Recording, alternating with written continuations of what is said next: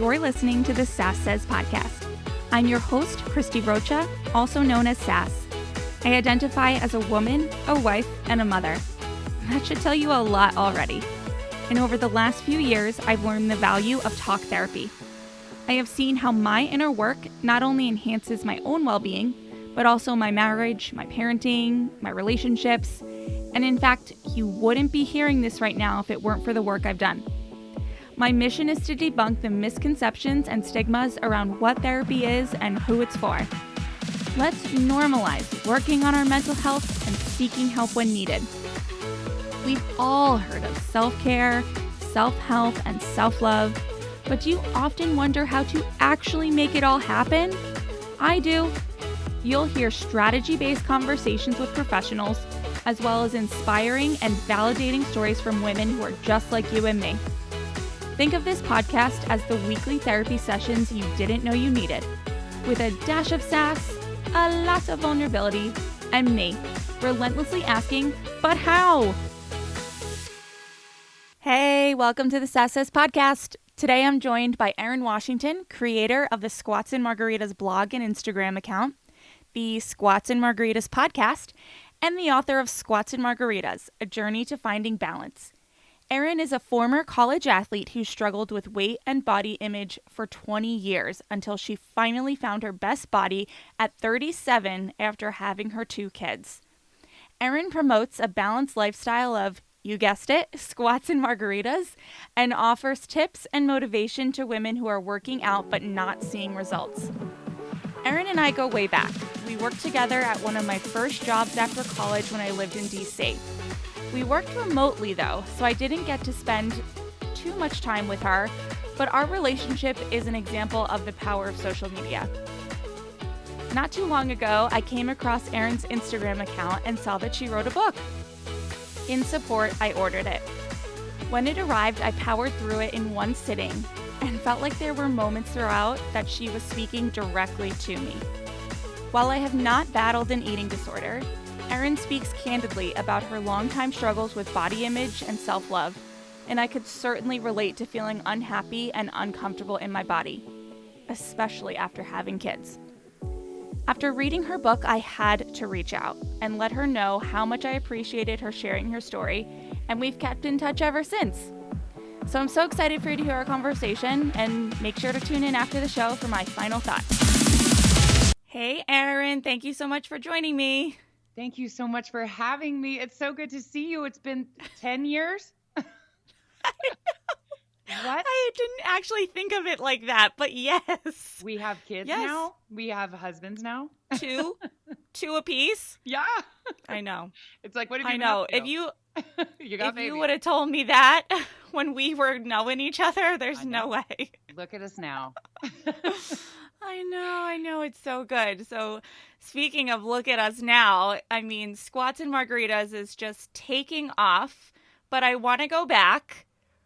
Okay. Where was your head? What was going on when you first posted that first Squats and Margarita post? Like, how did you get there? I came up with it. I got this little modeling job for Northern Virginia magazine. I don't even know if it's still around. And I had Jace, my son, maybe 7 months prior to this. And I shot it and I showed up there and the stylist had a one-piece leopard bodysuit. Uh-huh. Again, just had a baby. And I looked at it and I was like, is that for me? And she's like, yeah. And I was like, I'm going to need some champagne or something. So she gets me to do it. And when I put it on and I did the shoot, I felt empowered. I was like, I just had a baby. I'm rocking this jumpsuit. And I thought back to all the mess that I have dealt with in my life. And I realized in that moment that I had somehow figured out something, this balance that made me feel confident again. And I was like, I'm starting my own page. Before that, it was a lot of my daughter's fashion as a toddler fashionista. And I rebranded. And one day I was sitting there and I was like, it's balance. I work out and I enjoy cocktails daily. And I finally am in my best body. And it's just squats and margaritas. And I was like, ooh. And I got the domain and I got the Instagram. And the first picture I put out was a behind the scenes shot in my leopard jumpsuit that it was just, it's surreal. I was like, what am I doing? Like I made it to a place where I feel good and I feel confident, and I'm going to share with other women how I got there. Mm-hmm. Yeah, because that wasn't always the case for you, right? No, ma'am. Yeah, it's a long road. I struggled. Yeah, 20 years, Mm-hmm. 2 decades. I struggled from 16 to 36. I know you read my book. For anyone that hasn't, I struggled with depression, no self-worth, every eating disorder you can think of, from anorexia, bulimia, exercise bulimia, orthorexia, which I just learned was an eating disorder where you're just like very concerned with ingredients and like healthy things. Like you read all the labels and all the things. And I struggled and I never was confident in my body. And I don't know, I finally got it together at 37 after having 2 kids. And I wrote my book to share my story because anyone that's thinking that it's too late, it's about my kids now, which I totally get. I have a 5 and a 2-year-old. It's never too late and you're not too old. Like you can change your life at any point. I figured out a balanced lifestyle much later in life. For so long, I was sad. I was restricting my calories and I was obviously like throwing up my food and doing all these things, trying to find this best body so that I would feel confident, because it was all about a physical ideal for me, and doing all the things that I thought women were taught. I had no results. When I started enjoying my life and having the things I wanted, it was like all my stress and obsession went away. And so did like extra weight. It was like my body was living in this constant state of stress. I was concerned about what people were saying about me. I dated at this time a professional athlete, and I was always worried about him cheating on me and like all the beautiful women around, and I had no confidence. And at 37, I figured it out, and I wanted to share the secret with the woman that was me 10 years prior, 20 years prior, that has no self-worth. And I don't know, I just look at things differently. I have never been so happy.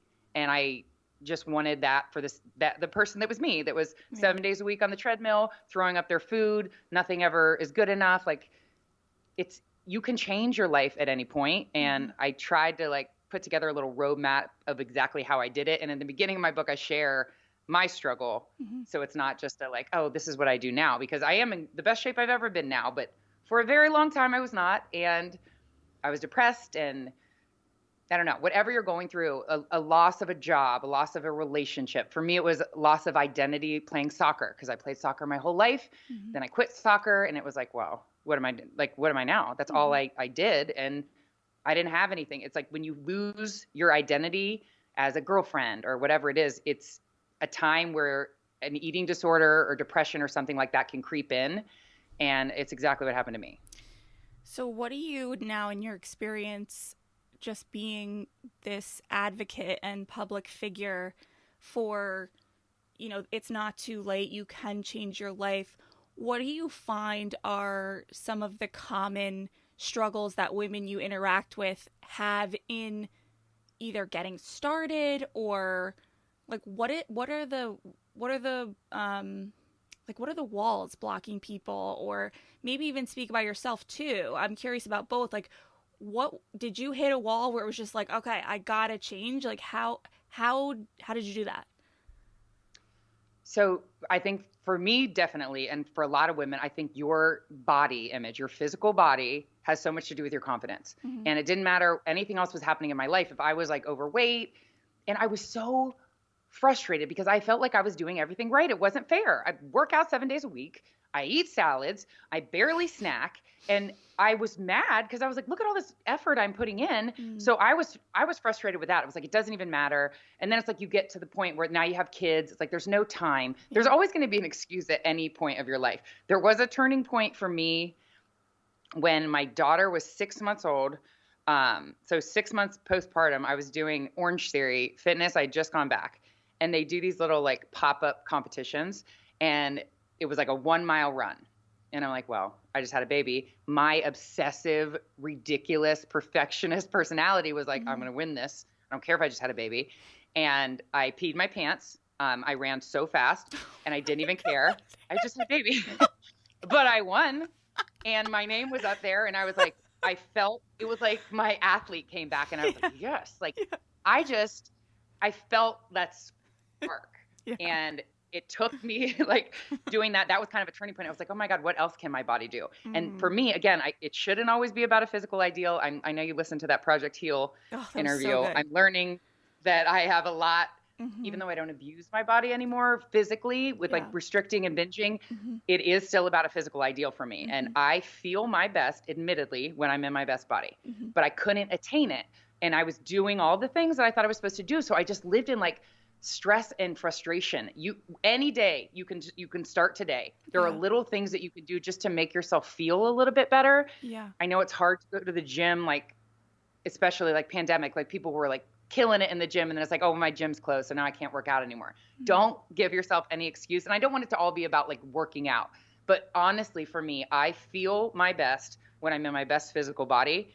And I found a way to maintain my best physical body in a healthy way and not like restrict and binge and do all the things before. Like I listen to my body. I don't work out 7 days a week. I'm happy. I'm more like centered and everything feels better for me. I'm a better wife, a better mom when I'm in good shape. And that's what it is for me. And I feel like a lot of women weight, like extra weight or just that frustration with their body looms over you. And it like keeps us from becoming our best self because it's that one thing. And it may be something else for someone else, but a lot of the women I talk to is just like, it's their physical appearance that frustrates them. Yeah, no, I agree. I mean, I feel like what I'm hearing a little bit as you're talking too is when a woman is struggling to feel her best, look her best, and get started, you know, there are a lot of stressors in life, and there are a lot of, I don't know that I want to, excuses, you know, they are, because when you want something, you just got to do it. But what I'm hearing from you too is that it doesn't have to be this complete overhaul all at once. You can start small. You can start with water. You can start with walking. You can make small changes. I mean, you're always posting about what you're eating and how you show your balance. You're having a beer. You're having salmon. You know, you don't have it's to another go thing you're making me think of. totally in. You could it all or nothing. Yeah. It's mom guilt too. Like you feel like, well, I'm here with my kids. Like if I go to the gym, it's time away from my kids and I should be with my kids. Make them a part of it. I put my son on my back and knock out squats. And like I'm getting a workout in. He's so happy. Like that he's with mommy. Put him in a stroller, go for a run. It doesn't have to mean time away from your kids. And another thing is like, I always had to do like an hour, like a class or in the gym. Yes. I work out 25, 30 minutes, like 4 or 5 times a week. It doesn't need to, you don't have to look at it as like carving out this hour of time. 20, 30 minutes, you can get up that much earlier. And then if you get up that early, if you get up before your kids, it's done. There's no excuse that can come up. I don't do this anymore because my kids go to school, but I did this for a while and it's going to make you, it makes me cringe now. But I did try the 5 a.m. club that my sister, but Christy, how much I accomplished in the time before my kids even came downstairs. I felt so like, I was like, bring it, whatever, like their breakfast was made. I was showered. My gym was done. Like you feel empowered and you're not, if I don't work out or if I hadn't yet, I'm kind of like short with them, like kind of, it's just those endorphins. And since I already got them, it sucks. But my sister's always like, you just have to get your feet on the floor. That's the hardest part. Like it's, as soon as you put your feet on the floor and you stand up, it's fine. Yeah. So just get your feet on the floor and you're up. I'm struggling with that now because I know it's true. I know how much I will get done. I know that, you know, this is not a complaint by any means. I'm so happy that I'm finally, you know, recording and doing work towards this show, but I'm now doing it at times when I would have previously been working out or meal prepping and meal planning. And now it's twofold. Now I'm actually wanting to use this time for recording and things to push my ambitions forward. But I'm having a hard time, you know, kind of turning it off when I need to, you know. Girl, then I'm the wrong guest for you. I have the same problem. I can't turn it off. It's because it's your brand, it's your thing. Yeah. And then you feel guilty because I'm thinking about a post or something I want to do when I'm with my kids. It's hard, but I'm glad that you said that because I feel the same way. And I probably have never said that to anyone. Yeah. Yes. But if you don't make time for yourself, like you say, you can't pour from an empty cup. I know this is what you want to be doing with your time. It's what I want to be doing with my time. It's our passion. You can't let yourself, like what you do for you, fall away. Like you have to make time for both. And I know you're a mom of 2 small kids, so that's when setting the alarm comes in. Like, what time do you go to bed? Too late.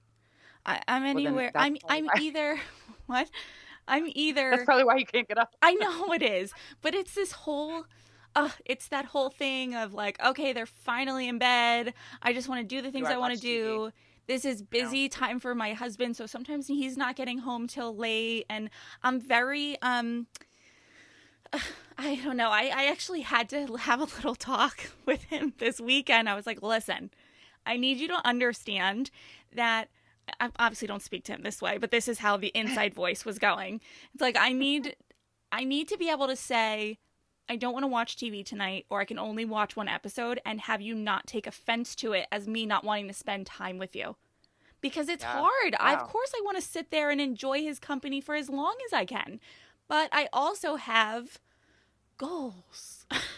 That's stuff to do. I also want to get up in the morning. Kids on you. Yeah. I know. It's so hard. And you're trying to please so many people. It's like you spend time with your kids all day, someone's on you. And then I so look forward to that hour where nobody's touching me, nobody's talking to me. And my husband probably does feel like neglected, that I don't want to spend that time with him. I'll admit it. I want to be quiet and not have anybody in my face for an hour. And like you said, could I go to bed an hour earlier? Yes. But then it's like, it's Groundhog Day and it just starts all over again. And at least I can look forward to that hour of solitude. Yeah. And it's worth it to me to stay up another hour just by myself, versus going to bed. I mean, I love sleep. Sleep is my favorite, but at the end of the day, we have 2 young kids and we do everything for them. They can't like make their lunches and stuff. So we're on all day. And then our husband comes home and it's like, wants for to dinner? Hang out. And it's like, dude, it's like, dude,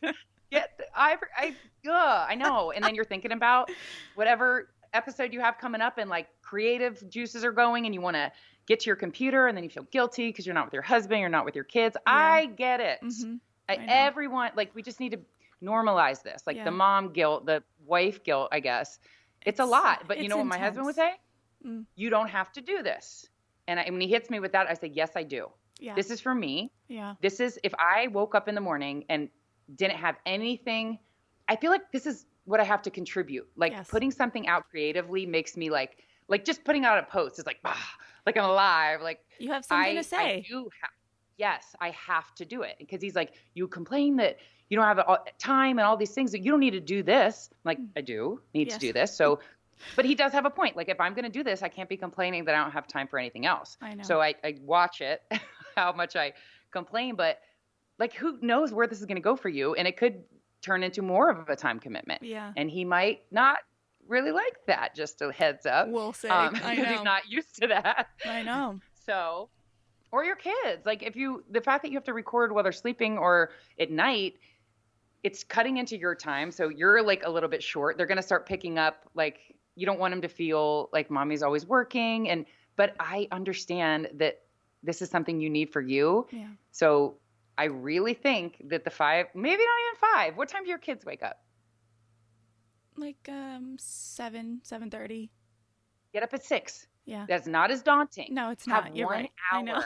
Get a cup of coffee. Have 1 hour of planning out your day. Knock out one thing with work. Knock out a workout, and you'll just feel so. It's like I know when those things are done, you're just like you're on a high the rest of the day. It's like I'm already done. It's like what's next? And you think you'll be more tired missing that hour, but it's like it's so empowering. It's just gonna like set the tone for your day. And then maybe it'll help me go to bed earlier. Yes. Do it. Try it at least. Try it. I know. I know. It's one of those things that I do this with things. It's similar to this.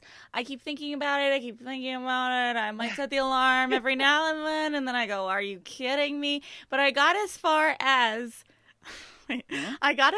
this week, like setting my clothes out the night before so that I could just like jump out, except I made the mistake of leaving them in the bathroom. And then my husband got up 2 minutes before me and went in the bathroom, and he was in there for like a half an hour, and it was just enough. it was just enough of To go a back to reason to not, like, of course I You're could like, have "This is gone a in the bad plan." bathroom, but I just was like, oh, you're already in there? Okay, back to bed. That's a sign. I should go back to bed. No. Well, I like the effort. Yeah, we're getting But closer. We're getting closer. it's not easy. No. And what do they say? Like, it takes 3 weeks to Yeah. make something a habit. Like, Yeah. you have to make yourself keep doing it. And when you see it's like working out. No one likes to like go to the gym, but when you start seeing results, it's like you want to go Yeah, it's because you know intoxicating, that it's too. working. Yeah. Yes. And Yeah. when you start feeling what your day feels like when you have that extra hour, just 1 hour, like nobody's around you, just having coffee quietly and not having to warm it up 95 times in just a minute. I You're end up just setting the throwing ice in tone. it. I'm like, forget it. Yes, I know. I That's know. what I should do with this one. Yeah. It's just like an hour. It's the hour I take at night. Like Yeah. maybe yours is in the morning. And when anything is accomplished before your kids wake up, it's just like you're already It's ahead. a bonus. It's like, I what know. now? I Yes. know, because then It's the other thing too is that I find, with, I don't know if this is like true anxiety or just boredom, to be honest, but when Yeah. my kids are up and around, it's like I'm always looking for what can I do? What can I get done? What can I clean? What can I this? What can I that? And it's like almost none of it has to get done that moment, but once I start, I don't want to be interrupted. And they're always going to Chrissy. interrupt me. And so I just like lose my mind. And I'm Then like, you're you just do irritated. this to yourself. You do it to Chrissy, yourself. this is why I'm in therapy. Like for that. And Yeah. I found out it is a mix of anxiety and we are hyper vigilant. Okay. So sit on that for a second. Yeah. We have to be going. She's like, my therapist is like, your baseline is like 150 miles an hour. Yes. And I was like, yeah. It's like, it's so bad, Christy. Like if I go for a run, I need either the laundry to be going or the dishwasher. Yes. Something else has to be Yes. happening. Yes. Right? Okay. It's almost So like we just need to normalize this. we say it so that because it's efficient. Like I'm like, oh, this is efficient to do this, but it's almost compulsive. It's almost like It's completely compulsive. yeah. I can't believe Yeah. you said that because she goes, you're a little bit. She's like, I don't want you to be like missing work because you're at home doing the doorknob 7 times. And I was like, she goes, because that's where you're going. No. And I was like, what? The things that I described, like Christy, I cannot sit down and do my hour at night if the house isn't immaculate. No, like me if too. my husband comes upstairs and puts a coffee mug or something in the sink, she's like, can you just watch the rest of your show? And I was like, no, I pause it and I go put it in the dishwasher. And Yeah. she's like, okay. She goes, then it is affecting your life. And I was like, totally. I will see a crumb or something on the ground that I just swept and I will get it and I will throw it away. And I hear myself and I'm in therapy, people, like I'm addressing this. But she was like, why? But why Right. does it need to be put away? And I was like, so I can watch TV and I can breathe and like everything is, she's like, why does everything need to be like a certain way? And then she was like getting into like, does your husband like demand? I was like, my husband could care. I mean, I know, mine he too. does not ask me about cleaning up. He Mine would too. go to Chick-fil-A every night. He doesn't care about dinners. I know. do it to myself. Me too. It's me feeling like I had a very productive day. And I have this checklist, like a yellow notebook that has not taken from me yet, but she's like, you need to get rid of the She's getting notebook. And I close. said, we're not there. I said, we're not there yet. And I was like, look at this. And she was like, oh dear Lord. I was like, look at Monday. It was like crossed off. Everything's crossed off. And she's like, what does that mean? I was like, it was a great day. I killed it. I got all the things. And then she's like, what's Tuesday? And I was like, well, 2 things are still there. So she's like, so it's not a great day. And I was like, well, I didn't feel as accomplished. I know how crazy it sounds. Yeah. But I think too, also like my husband is a professional athlete. He's retired and I don't have to work. And I feel like my worth, I like validate my day by like, look at all the things I did. Like I don't work. But I cleaned and I made this dinner. And she's like, does he make you feel that way? Like, does he say like, what did you do today? And I was like, no, it's all me. It's like my perception of myself. And if I'm Yes. not being hyper vigilant and things aren't all getting done, but it does. I don't know how much about your husband's like personality. I've met him a couple of times, but my husband is the opposite of me. So she's like, your 150 mile hypervigilant personality could come off a little like oppressive to somebody that's like your husband. He's like, yes. Yeah. And so, cause sometimes he's like I'm yelling. I'm like, I'm not even yelling. I'm just trying to get all the things. And he's just like, what? And I was like, okay. Cause sometimes I'm like, why are you looking at me like that? Cause I'm not trying to be, but Right. she's like, it can come off to him like a little bit like, he's like, she's she just needs to like slow down. But I'm just going on a tangent, but my kids, we went to parent teacher conferences, 2 different grades, obviously, 2 different teachers, both of them. If we could just get your kids to slow down, they're like this, and then they're doing this. And I just covered my eyes and I was like, oh God, it's me. It's me. Like, I have to get this under control. Yeah. Yeah. Cause they think, go. I'm always like, bath, let's go, bath. Yeah, I know. And it's like, why? Right. Why is bath at 7? Like, why does it have to be? And I get frustrated if it isn't. Right. But why do we live our lives that way? Like, I don't want to be that way, Yeah. but that's how I am. I have 2 speeds. I'm either like that or I'm like, I don't care at all. Do whatever. Oh, I've never hit that one. I think No. I would love to just have a day of that. Yeah, you know what? That one only hits when I'm either really in a depressive state or it's coming and I'm just done. Like, it's just and it's mostly because I just can't bring myself to do it. It's like, if they're not going to do it the second I ask them, I go from 0 to 120 million. And the solution right now that I've found to that, instead of getting to 120 million, is just, fine, we're not going to do it then. I'll just sit here. It's bizarre because it doesn't feel good. No, it's interesting. No, but it doesn't feel good because I know that it's not really what I want. What I really want is to be involved in doing the whole parenting thing of like, okay, like the Dr. Becky thing. So we're going to go upstairs. Well, how do you want to go upstairs? Do you want to run or do you want to airplane? Or It's Zoom. like, right, I want to do the things, but I get so down that it's like, no, we're just not. What brings it on? Like, at what point, when you say it's coming, like, is it you're just like overstressed, like overworked, too many things on your plate? Like, what do you know, like a trigger that? Yeah, it's brings it usually on? the week before my period, every month. Okay. You know, and it makes it easier a bit to deal with because I know what it is, and I can say, hey, it's this week. I'm going to order in. They're going to watch TV. Like, this is what this week is about. But in the moment, sometimes it's not, it's not that cut and dry. So yeah, you don't sit down and be like, what am I feeling? Because you're doing the dishes and you're giving the bath. Right. And you don't have time to like process what you're feeling. You just act and react, and it can come off. We are so similar. Yeah. No, it's really, it's, and my husband is, it's not so much, I don't think he reads it as he reads me as controlling. My husband is rebellious at heart, and he just will not do what you tell him to do. He'll do it if you ask nicely.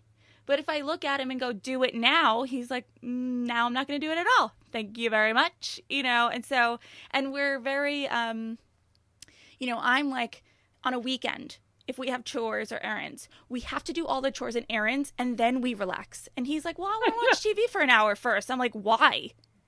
No. We have to get the hard stuff done. You can't relax until the list is complete. Yes. I'm the same. And he does not care. Like, we are moving. I talked to you about that another time, but I have packed up literally the entire house myself. He has done nothing. And all I asked, because I jacked up my back. And if I hadn't, I would have done this too and wouldn't have asked him. But I was like, some of the boxes in the basement, if you could just take them to the garage. If he had given me that task, it would have been done within the hour. I know, me too. I gave him this task. What day is it? Tuesday.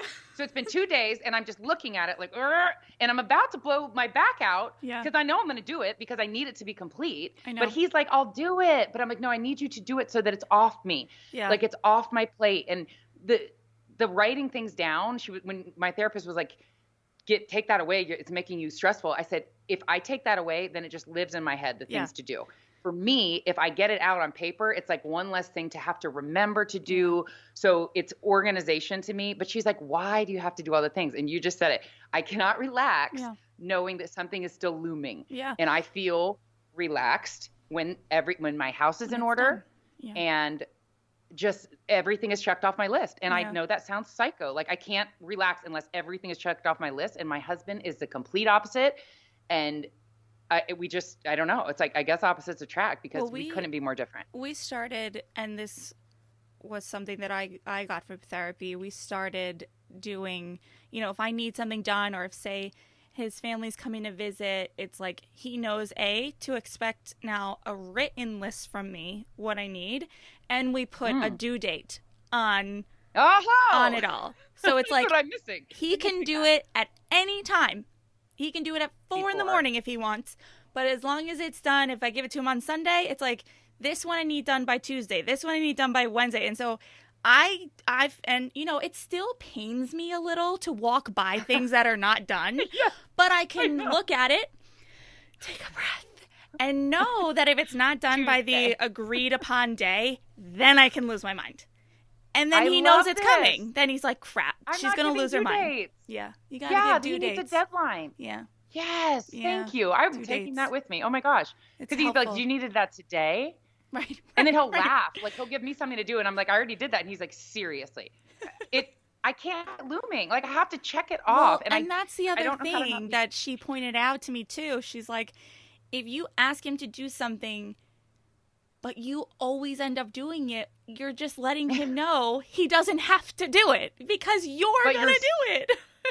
Because for your mental sanity, you have to do it because it's helping you. Like, if he doesn't want to do it, like I said, I'm about to blow my back out. I know I'm going to carry those boxes up because I need it to be done, and he's not doing it. And he's probably like, God, you just told me 2 days ago. Like, what's the rush? We're not moving today, which is a valid point. But it's something that I wanted done 2 days ago, and it's on the list. I can't check it off because you're not doing it, but I didn't give him a due date. Yeah, you got to give him a due date. I think it's something to try at least. It's really helped us a lot. It's really helped us a lot. But you were one of the first people that talked to me about your anxiety and how much medication helped you and that time when you first became a mom, because I think that's something a lot of women go through. And I have a podcast about mental health. I'm clearly into this, so to speak, and I had no idea that I was experiencing postpartum depression and anxiety with both of my children. Like, I just didn't know. I just didn't get it. It didn't click for me. I just thought, well, this is what it's like. It's hard and I'm tired and that's what it is. Yeah. I mean, can you speak to, I guess probably more so your first time around with it? I mean, I know you had quite an experience there. Yeah, I would have had a full-blown panic attack had I not been the only person to care for my child. And she was, I think, like 9 months old, and my husband was coaching college football at the time, so he couldn't travel with us. So it was just me taking her on the plane. I'd been on hundreds of planes, never thought twice about flying. It was a smaller plane. I think it wouldn't have been as scary if it was a bigger one, but like one of those, I mean, I'm tall. I had to like duck down to get on it, and we were sitting kind of towards the front. So I saw the door, and when that door closed, it just felt so suffocating. Like I felt, it wasn't anything about the plane crashing. It was like, I got to get off. And if something happens and everybody stands up, like, how am I going to get her? I had to like think of like an exit strategy. And I was literally just like shaking, and I had to keep just looking at her. Yeah. Yeah. Like all the thoughts, all the possibilities that could happen. And it's just me and my baby. And if everybody stands up, how am I going to get her out? And I've never felt like that before. And like my therapist says, it's anxiety. Anxiety is always there. It's just like, you either honor it and you tap into it, or you can't make it stop. Like anxiety will be there. You just have to have ways to like cope with it. But I think I probably was always predisposed to being like a perfectionist, but my actual anxiety, like the heart racing and all the worry and everything, was when I became a mom. And I didn't, aside from that one instance, I knew that was a situation. But my sister, like I have one sister that's very similar personality to my husband. And she's very like reactive to me. Like I'll be talking, she's like, oh my God, like I scare her because I'm always like, I'm loud and like talking to my kids. And she's like, you're just like, you just need to come down. And we went to lunch, and I was like, I don't want to be this way. And this was, it was after I had my son, and she's like, it's been a while. And I was like, since I had him? And she's like, since you had Amaya, who was like 5 at the time, and she's like, something changed for the last 5 years. She's like, you have been this like stressed out, like, but it wasn't like exact feelings of I'm scared for my child or how to protect my child. It was just this feeling that I couldn't put words to. I was like, I just start to feel panicky, and it is anxiety. And I think, like I said, things come on like this when there's a life change, like an end of a relationship, you had a baby, you got married, and you just feel this uneasiness and worry. And I wake up in the middle of the night thinking about things, and I couldn't turn it off. And that's why I went to therapy. But it's funny you said, something about being medicated. I went on sertraline, which is Zoloft, right after I had my son. And like, I just was saying just some things. I wasn't going to hurt myself or anything. The way I was talking, I was having trouble with my husband. He was living somewhere else when he was coaching. It was just a lot. She's like, you have a lot right now. And she just kind of like, she was like, try this. This will help you. And I was like, I don't want to be addicted to anything. I was like against it. And she's like, it's not like that. She's like, this is a hard time in your life. And I always remember that she said, it's not like an addictive thing. Like it's something you can go off whenever you don't need it anymore. So then I realized my son's about to be 3. And I'm at my like OBGYN like monthly annual appointment. And I was like, so sertraline. And she's like, Erin, I'm an OBGYN. Like, I can't keep giving you this. Like, you need to talk to like a mental health. She's like, I'm not going to keep writing. And I said, no, I talked to you. And she's like, and I'm flattered, but I'm an OBGYN and I'm not going to keep writing you a prescription. And I was like, oh, then I was like, oh, am I like addicted? Like not addicted to it, but do I need it? So I started, it was before I started talking to the therapist. I was like, I'm fine. I'm feeling much better. So I started cutting my pills in half and just I would never just stop taking it. So I was like, I'll just take half and just come down slowly. So like a week later, I'm talking to my therapist and 100 miles an hour. It's like the first time she's meeting me. And she's like, do you take anything? And I was like, well, I was on sertraline, but I'm cutting them in half. And she's like, let's stop cutting them in half. Let's take the whole thing. And I was like, oh, and she's like, don't think that you need to be off it. She's like, clearly, like you are. We have going some work to do here, Erin. Yeah, like she's like, let's stop. Yeah. She's like, let's take it again. And I was like, well, my OBGYN said she won't prescribe them. And I know you're a psychologist and not a psychiatrist. And I knew I wouldn't be able to get them. And she's like, we'll get you that. If this is helping you, don't cut them in half. Like the stigma of like being on it, I just was trying to get off of it. But it was helping me. It is helping me. I'm still on it. And now I pair it with therapy. Yeah. And I've never done therapy in my life until 39 because it seems so like self-indulgent. Like I'm going to go talk about myself for an hour. I was like, who has the time? Because the things I had to like cross off the your list. You had your yellow notebook. Think about all the things I could have done with that hour. But I am getting so much out of it. And I am so glad. What are you enjoying? Like about my marriage. Yeah. I was going to ask, what are you enjoying about it? Learning about how my husband and I interact, because just to understand it more, because I'd be like, you are like ridiculous. And he's like, dealing with you is ridiculous. And she's like, you are just fast paced. And he is taking it as like, I'm controlling, aggressive. I'm telling him what to do. Yeah. Yes. And I was like, like she did realize, like I was thinking, I always talk about the house clean. I thought a clean house was what I needed before I could go to bed, and that would like set off my mind. So she's like, how? And I said, the playroom is like the bane of my existence. And she's like, how often do you clean the playroom? And I'm like 4 to 5 times a day, because when I walk by it, if it's a mess, I got to clean it. So it's better. And she's like, so your first week, your homework treatment. Yes. Your homework for this week. She's like, you are going to clean the playroom 1 time a day at the end of the day. And I was like, she's like, that's it. And I was like, but I can't walk by. She's like, then don't walk by it. Right. She goes, you're not allowed to clean the playroom. And I was like, okay. So I'm thinking like, oh, there's no way I'm just going to clean the playroom, whatever. I listened to her and I felt no different. So I realized it's not about clean. It's not, it's about tasks. Yeah, it's control. Things getting done. It sounds a lot like control too, It was easy for me to not clean the playroom, and I was like, there's no way. But it wasn't a clean house. It was how many things did I accomplish? And that validates me. Like that's my worth, I guess, because I'm not like bringing in like a big paycheck and I'm not going to work every day. My validation is my checklist of things like, look at all these things I did. But I do it for myself. My husband is not giving me any list to do. I don't know. And I lived that way for so long and never even like questioned it. Yeah. And now I'm like understanding it more.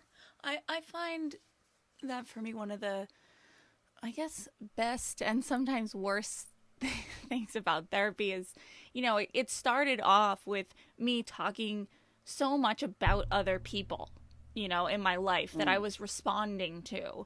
And now after doing it 1.5 years, I guess almost coming up on 2 years, wow. I share a story that involves other people, but I know enough now to go, all right, what is this telling me about myself? What am I learning Yeah. about myself here? And what's my role? What does this mean about me? I mean, even just using, because we've used it a few times, like the example of of your husband and just that marriage couple relationship. It's like,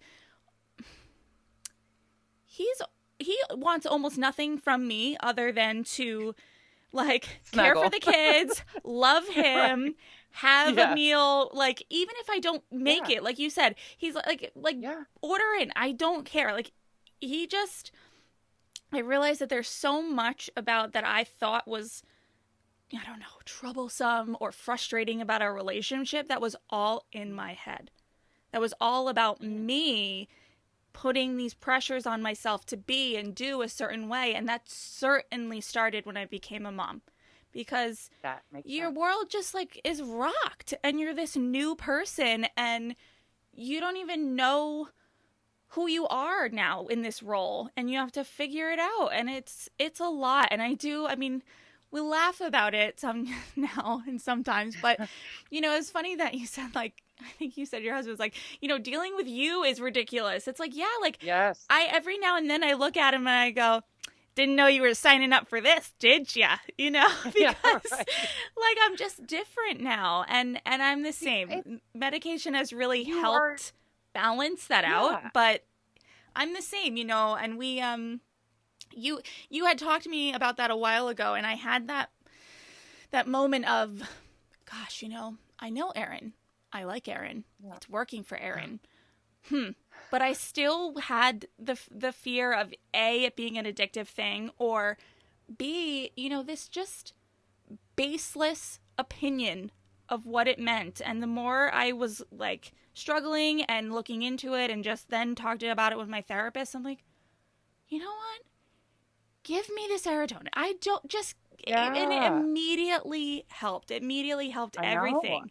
It's pretty remarkable, actually. And it's not like a happy pill. It doesn't make you happy. It just makes you, like you said, balanced. Yes. It just makes me not on my big, like you think of like the waves. Like I'm always like so all over the place. It's just levels. It levels you out.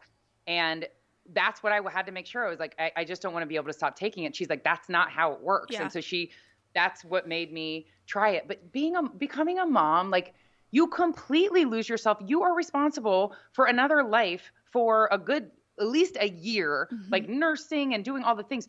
There's nothing Christy left. It's being a mom. So I think just having this creative outlet of this podcast is going to get you back. Like that's when I start just having something for you and like to kind of remind you of what you are passionate about and not just like the mommy mode. Yeah. This is going to bring you out of it.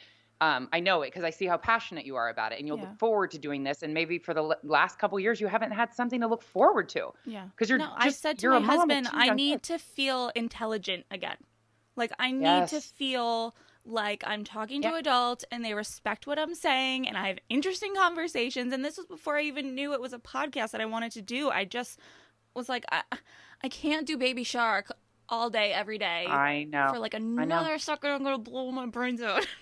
I know. And no one understands that. And no, it's like, it's hard. If your husband goes to work and he comes back and it's like, well, you were home all day. And it's like with Baby Shark and picking up the things. And he gets time to himself at work. Like, I'll go to work. Yeah. I would like let my husband hit me with that. I'll go to work. Yeah. I just remember when I was like in the corporate world, like sitting at my desk, how many times you could just like zone out. Yeah. I can't do that anymore. I know. Like, it's hard to be a stay-at-home mom, and you need something like this for yourself. Like if my husband says, you're stressed out, you don't need to do this, you can get rid of this. Yes, I do. We need this. We need that creative outlet to feel worthy. And when you get that first message, maybe you already had, from somebody that's like, I listened today and you changed the way I'm thinking about this, it is all worth it. And you feel relevant again. It's like, I'm doing what I'm supposed to do. Yeah. And I think you're on that direction, like on that path right now, because you're finding this, and it's going to pull you out of the funk of just being a mom and not having any validation for like what you do. I agree, but I definitely agree with all of that. I mean, I can feel it already, the change. I get like a little hit of adrenaline, and it helps get me through the day. But I was thinking about you, and just as you were saying, you get that message from someone that says, you help me think about this and that. Like, you also, unfortunately, have experienced some negative comments too.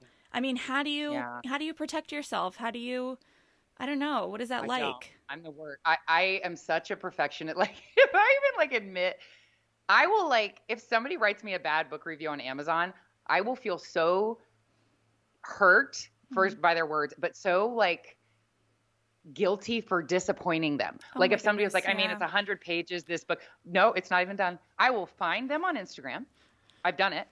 And I will message them and say, I am so sorry you were disappointed in my book. And then I try to negate all their point. Well, actually, I meant this when you said this. And I'm like defending my honor to random people. I have a very, I want to please people, and my need to please random people, it's always like strangers, has affected my family. Like I use the example, we're buying a new house.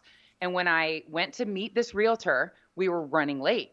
And I hate that I was inconveniencing her. And I'm like, go. And my husband's like, we'll get there when we'll get there. And I'm like, we need to go. Like she's been waiting there. And I'm fighting with my husband I'm laughing because I was I understand this inconveniencing so a random well. stranger. I know. I couldn't stop. He was like, calm down, there's traffic. And I'm like shooting like screenshots of the red line and the traffic. Like, look, it's traffic. Please don't be mad. Like I don't even know this woman. Right. And I was so worried about disappointing her. And like anytime I get negative, it hurts me. Yeah. And I had Christina Kuzmich. I don't know if you listened to that one. She has an amazing story, and she made a YouTube video that was so just like, it's exactly, every woman does this. She had 2 jars and she had M&Ms.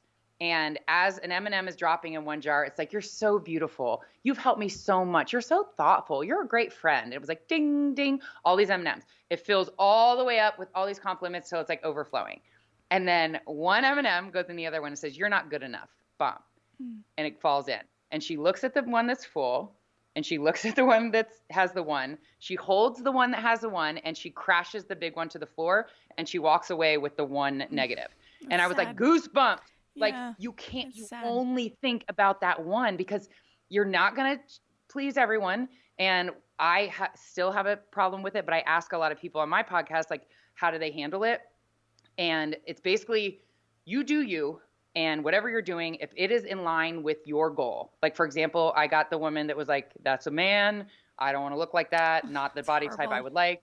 And I was like okay. Keep scrolling, dude. Like, just like, what are you doing? Why are you here then? Right. But anyway, I am happy with my legs, and they're super muscular, but that's what the girl that I was talking to was like, what are you trying to do? Are you trying to build muscle? Are you trying to get stronger? And I was like, yeah. And she's like, then there's nothing, that you're doing you, and you're doing what's in line with your goals. And if she doesn't like it, then you're not for her. And I was like, yeah, I mean, if what you're doing is not in line with, your goals, but she like, it hurt me, but like, I think it hurts more when you do see a little bit of something that where you're like, well, they're kind of right. But like her saying I'm a man, it's not right. And I'm not going to give that another second of like, you would want man legs. I'm like, okay, I said, totally get it. And I think somebody else wrote and was like, that's the classiest response I've ever seen. Cause I acknowledged her mean comment, but then she wrote back again, like, certainly not the body type I would want. And I was like, okay, totally get it. But I'm like, dude, why are you here? Like, you're just, but it's never going to stop, and hurt people. And there's always I had Joan McDonald, a 75-year-old woman who is in the craziest shape, and all she's doing is trying to motivate. I said, you get critics? And she's like, 75-year-old women, what do you do? Who do you think you are? You're wearing makeup, and I was like, so it never stops. Like when people see you doing something that they can't do, or they haven't, like, they're too afraid to do, or don't have like the motivation to do, they're going to hate because they want to do it, but they're not doing it. So they're like, oh, well, she looks really pretty today, but you're wearing makeup. And Joan was like, yeah, I'm supposed to just like look drab. And I was like, yes, Joan. And she's like, those people she goes, they're never going to change, and don't, because I was just asking her for like life advice. Like, what would you have told your 40-year-old self? And she's like, those people will never change. So you spending all your time trying to like turn them around and get them. She's like, just don't. If somebody sees you doing something and like shining, and they're going to try to knock you down so they can stand a little bit higher. And I hear myself explaining this, and it sounds so easy, but it's so hard. No, like it's not. It bothers me. I think particularly, like you said, if it somewhat touches on something that triggers you in any way, or that you're feeling insecure about, it's gonna go. Yeah, it's gonna set you off. But I know what I was thinking. Is there anything about now being, like I said, this public figure on Instagram, having the podcast, writing the book, anything that's surprised you about doing all of this and being out there in front of people?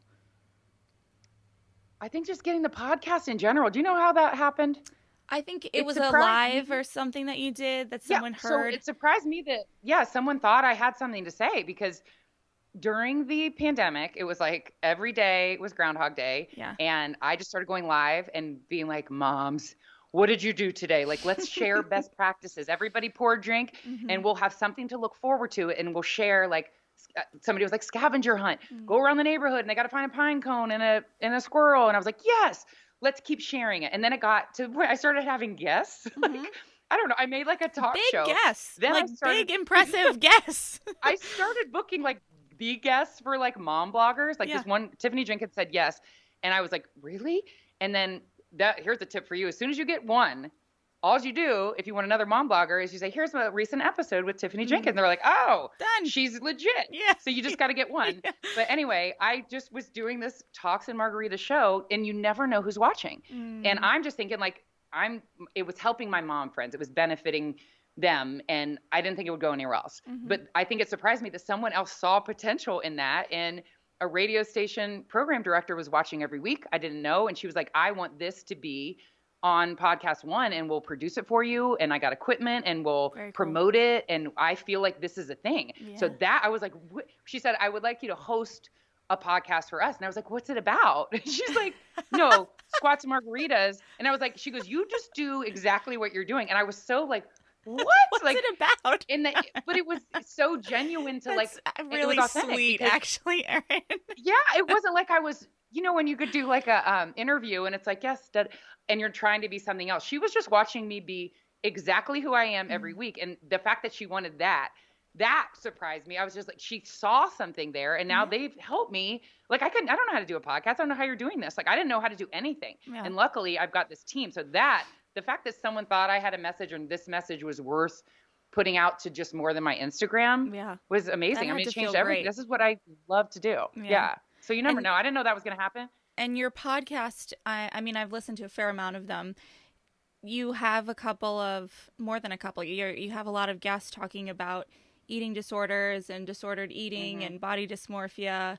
I was curious to ask you what you believe are some of the most common misconceptions about eating disorders. I know, loaded question at the end here, but no, I just can't not ask you about it. No, I'm picturing myself when I was bulimic, and that's why I laughed. People think if you have an eating disorder, you're skinny. So it's like, you're going to see the signs because, oh my God, she's so skinny. Christy, I looked like I was in a fat suit of myself because binging and purging every night, I had thrown off my hormones so much and my face was so bloated, and no one would have thought, oh, she may have an eating disorder. Like, why would anyone ever assume that? That is something that I think is definitely misunderstood. Like, bulimic, you throw up your food. No, you throw up your food, but you also throw off everything about your body. And I just like, I think another misconception and like why people get into disordered eating is that women have always been taught, restrict your calories, work out a lot more than you put in, and you'll lose weight. And that failed me for so long, what women are taught. And women don't want to get bulky. They don't want to lift. They want to do the cardio and sweat. I was the same way. I wanted to sweat. And when I weight trained, I was like, I don't even feel like I did anything. When I realized that it's not like that simple equation of calories in versus calories out, and I started just listening to my body and eating when I was hungry and checking in, and if I'm full or satisfied, stop eating. And it sounds so trivial because I would just be like, oh, I'm starving, but I'm going to save my calories. It's not lunchtime yet. I was very much like meal times, and you can't eat when it's not lunchtime yet because there'd just be extra calories. And I was starving, and then I would just eat. I'd be so hungry. I'd eat everything on the plate. It was just listening to my body and not getting away from that equation that less calories and more workout. Because when you take that too far, your body stops working for you. And its baseline where it wants to stay is at this tiny calorie count and doing all the stuff, like doing all the cardio. If you start eating more, you're going to start feeling hungry again. Your metabolism is going to be working, and then you're going to be able to maintain your weight at a much higher calorie count. That's now my like set point is like double what I used to eat before. And I just assumed, because that's what people are taught, that I was doing it the right way, and I was frustrated. So I think that is a huge misconception, that you need to cut your calories, and like, which can go to anorexia, in order to lose weight, because it didn't work for me. And then again, the other one, not everyone is skinny if they have an eating disorder. Is there a difference between eating disorder and disordered eating? I think that an eating disorder, you have to be like diagnosed, and which like, it's funny that it's like 30 million Americans have eating disorders, but that's 30 million diagnosed. Like, I wasn't ever diagnosed, and I absolutely had an eating disorder. You didn't share it with anyone until your book I didn't. came I out. wasn't. Yeah. Well, I had a writing coach that made me, because she was like, it was my book. I was like, I'm going to write a book to the woman that's working out and not seeing results, and I'm going to eat more, lift heavy, what we were just talking about. And she's like, this is great, but why would anyone listen to you? She's like, you don't have any certifications. And what if you always, because I have abs on my book, but those are new abs. I didn't used to have those. She's like, why would anybody believe you? And I was like, oh, because I struggled. Yeah, but I didn't tell her. And I was like, I just want to help women. We don't need that. And she's like, you have to tell your story. And I fought her on it. And then one day I wrote it, and I didn't even tell anyone else. It was just written, and it was out. And I was like, oh. Yeah. And it's so liberating to just share everything. Like, I was bulimic, I have anxiety, because then there's just like nothing else, and you can just be, I don't know. It's so, now that I share everything, it's like I'll be on my show and I start saying things, and I can see people be like, whoa, wow, okay. Because I remember that not everyone is as blunt and shares, but it's like, once you share your big one, like, which was my eating disorder, you just are like, everything else is so trivial. Yeah. And I shared it, and I was going to the grave with it. I had to be like, sit down with my family and be like, listen, writing a book, you're going to learn a lot. Like, they knew, obviously I was like super skinny at one point. I was 20 pounds heavier. But they didn't know, like, to the extent. And I just didn't want anybody to know. It was so gross, like, what I was doing. I didn't want people to know I was doing that. But it was worth it to, like, tell that story and show, this is what I was doing 10 years ago, like, hunched over a toilet every night thinking, I'm never going to be able to stop doing this, to finding this balanced lifestyle. And yes, it took me 20 years to get there, but here's what I've learned, so you don't have to do that for 20 years. In that I was the same, like, when my trainer's like, just eat more. I'm like, okay, like, eat more and I'm going to lose weight. And he's like, yes. Like, I get that people are skeptical, but it totally changed everything for me. And that's where the book came from. Well, I'm impressed, actually, as you're talking, thinking about how, you've written this book now about your story, your platform, your podcast is primarily about a balanced lifestyle, but you do talk a lot about eating disorders and fitness. Are you ever triggered yourself by these conversations? Do you ever have to kind of, when you get finished with them, like, talk to yourself a little? Like, how does that work? Is it something you have to, like, check in with every now and then? Because I can imagine that it's one thing to kind of work through it and get to a good place, but then to kind of, even now, have to go back and talk about it and unpack it all over again, or hear someone else's story who may not be through it yet. How does that affect you? That is such a great question. I am far enough removed from it. I think if you would ask me this 5 years ago, like, I haven't done those things in like 14 years. Okay. And I think just because I'm so far removed from it, it doesn't trigger me, but I'm definitely learning that I'm not healed. Yeah. And me putting this book out, like, everything's good now. I don't throw up and I eat all the time and here's how to do it. The interview you listened to, she was like, she kept, while we were doing it just like this. So I'd be like, and then I lost 20 pounds, and she was like, and she kept making this face, and I was like, what? And she's like, no, I'm not your therapist. And I was like, I want to know. And she said, very good. You're only happy. It was very good. You're happy because your fat phobia is satisfied. Well, and we're talking about Rebecca Eyre from, Rebecca Eyre from Project Heal.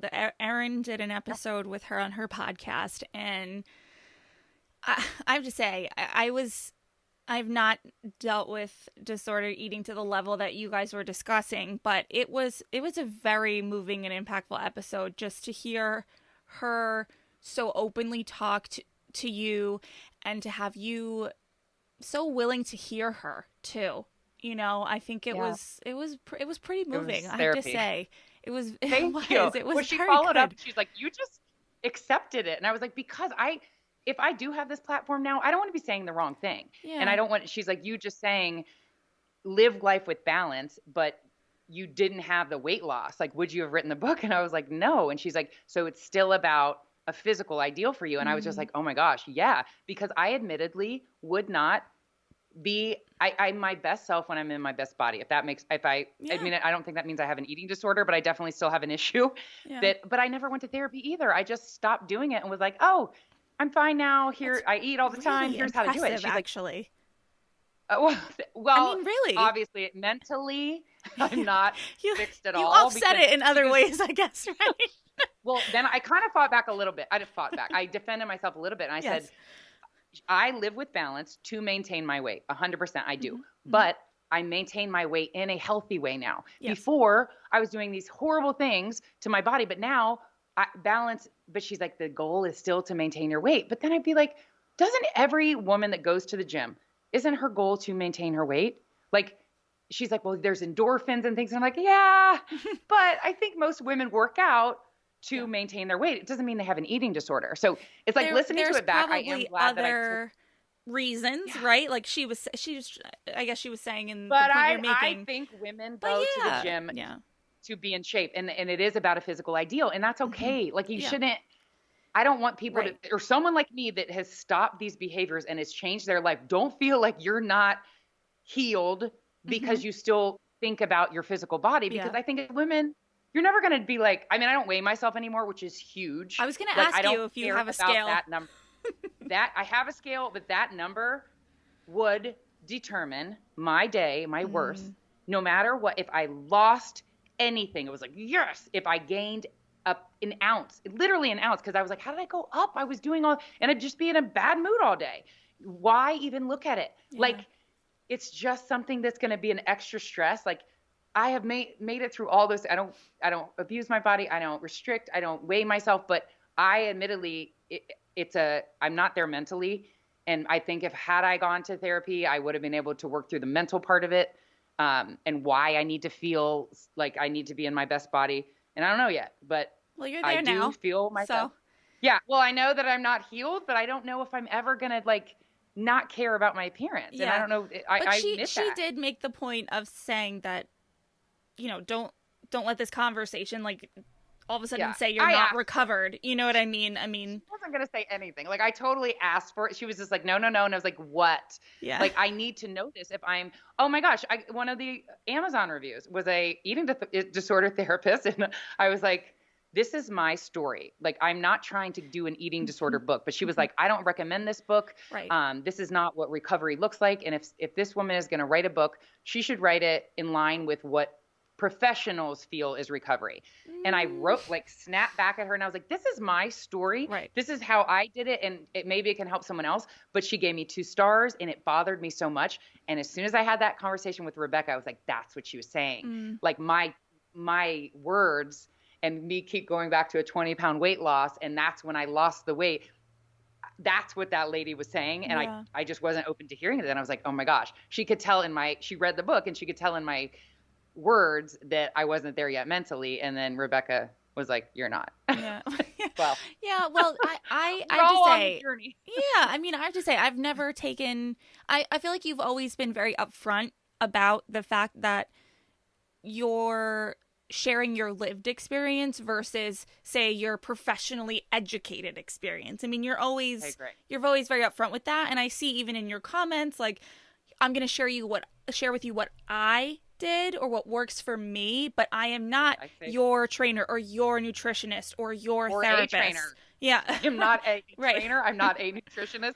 That's what, like, I had a publicist when my book came out and she's like, you need to stop doing workouts. What if someone gets hurt? But I'm like, no, I show them how I work out at home. She's like, but you are not a trainer. But I'm like, but I know how to, I was a Division I athlete in college. Like I know how to lift. And she's like, you can't be giving workouts. And I'm like, but I'm trying to help the moms that are at home, like lift up some water bottles. She's like, and then someone pulls their back out and so now I'm always like, I'm not a trainer. Right. But that's my little the disclaimer prerequisite that I say.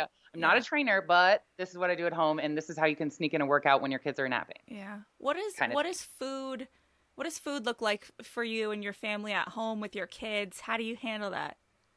The kids are the worst, pickiest eaters. Like if it is not, and not even all mac and cheese, if it is not a certain type of mac and cheese, fruit, they love fruit, but it's like they will not try it. Protein and vegetables, like not happening. They drink a ton of milk, but they are the pickiest eaters. So I make the things that they will actually eat for them, and then I make something else for my husband and I because they won't even try it. And I know that's probably not the right thing to do, and I should send them to bed with no dinner if they don't eat. But I know some things that they will, well, so that I can get them to try. They won't even try anything else that's not mac and cheese and fruit. But I cook with balance. It's so funny that you just said that. I'm putting it out tomorrow. A girl asked me what I eat in a day because she's like, you're always like eat all the time. So I today, I was taking screenshots and like times, eating, like I was eating a bar as we got on here because I was like, I'm not going to have lunch. Like if you see actually how many times I eat during the day, but I balance it. Like if in the morning I have something sweet with my coffee, I don't have like a dessert at dinner. Right. I'll eat like a big salad and with like grilled chicken, and I'll have a beer. If I don't want the beer, then I'll have like, I don't know, like bread, or like I'll make a swap. And that has worked for me because I don't feel deprived. I have what I want. If I don't really need the bread, but I need the beer, have the beer. If I don't have a glass of wine with dinner, then I'll have like Milk Duds or something. Like the thing that I want is there. So I'm not deprived, and I make allowances for it by eating healthy most of the day, but never cutting out what I really want to have. And that's the sweets in the morning, margaritas or a beer or something, or I'd quit. And before, when I didn't let myself have those things, when I would have them, I would binge. It'd be like, it's not a glass of wine, it's a bottle of wine because I off the wagon and I blew it. But now it's like, it's a part of my life, and it's not as like exciting. Oh, wine. Like it's like wine. I don't need to have it, if that makes sense. Yeah, totally.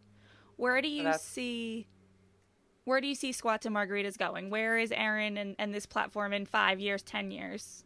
Oh man, I need to probably like make a business plan for that. I love what's your doing vision? the show. You doing the show? I love the show. Yeah. I mean, I would do the show in any like format. If it was TV, I love listening to women's stories, especially like inspiring women that like overcame something. I definitely want to continue with that. I did a Talks and Margaritas live at a gym, and it was just like honest conversation. Like everyone was crying. It was so like moving, like people just sharing their stories. So I would love to do more like speaking stuff like that to like women's groups, or in sharing my story to inspire women to come out of whatever they're dealing with. Cause I've dealt with them all, depression, eating disorders, all the things. And speaking and just doing my show. Yeah.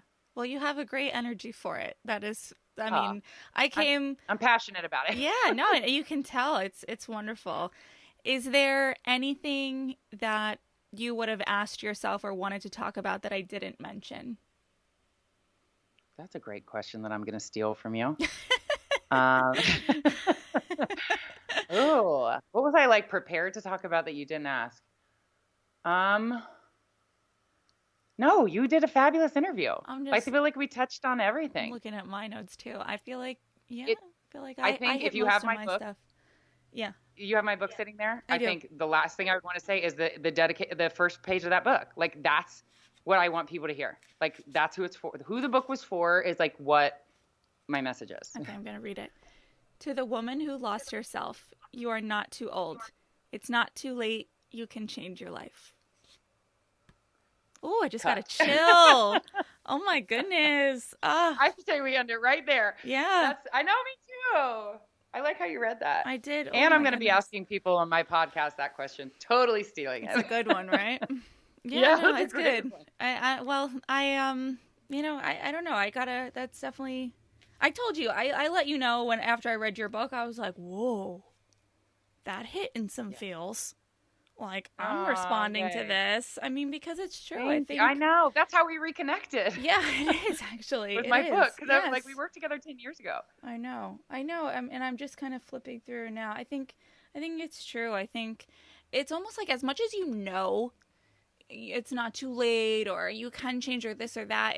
It's hard to really remind yourself of that on a regular basis. And you need these kinds of conversations, you need these kinds of books, your book, your show to just like, and that's a lot of what I'm doing here is I just think that sometimes you need to hear something every day over and over 20 million Yeah. times to be like, okay, I got it again. Okay, got it. Yep. Or just many women with that same message. Like I Yeah. shared something for Mental Health Awareness Week. I had 4 women that like I thought had it all together. Like they're these famous, like one's a real housewife, one is like a mom blogger that tours the world. All of them had like this moment on my podcast where they were just so raw, and 3 of them like talked about suicide attempts and depression and how their life used to be. It's not this beautiful life that everybody thinks it is. Yeah. And I was like, that's what someone needs to hear. Like Yeah. people look at them and are like, well, I'll never have that. They were feeling the same way. They went through the same things. It's not too late, and there's something else. You know, you can't feel like wherever you're at now, like this is it. Like no matter how old you are, no matter, those conversations just brought through, like they didn't always have this, like they struggled through all of the same things and have reinvented themselves and changed their life. And I mean, I did it in my late 30s. Like you don't need to, my 20s were a mess and I'll never get that back. But moving forward, I'm living with balance and I'm happy. And I found that, and you can, anybody can. And it shows. I mean, it shows that you're happy, and it's so nice to see. It really is. It's so nice to just talk to you again. I'm so proud of you for doing this, and it's so necessary. Thank you. Yeah. And I guess just lastly, tell my listeners where they can find you, Erin. I am at squatsandmargaritas.com is my blog. Squats and Margaritas is my Instagram. And my podcast name is Squats and Margaritas, and you can get it wherever you get your podcast. And your book is on Amazon, correct? Oh, and my book is Squats and Margaritas on Amazon. Yeah. So just put Squats and Margaritas in Google and you'll find Erin. Don't anybody try to take it. I'm trademarking it. Squats and Margaritas, all the things. Thank you so much for having me. Oh, thank you, Erin. It was such a pleasure.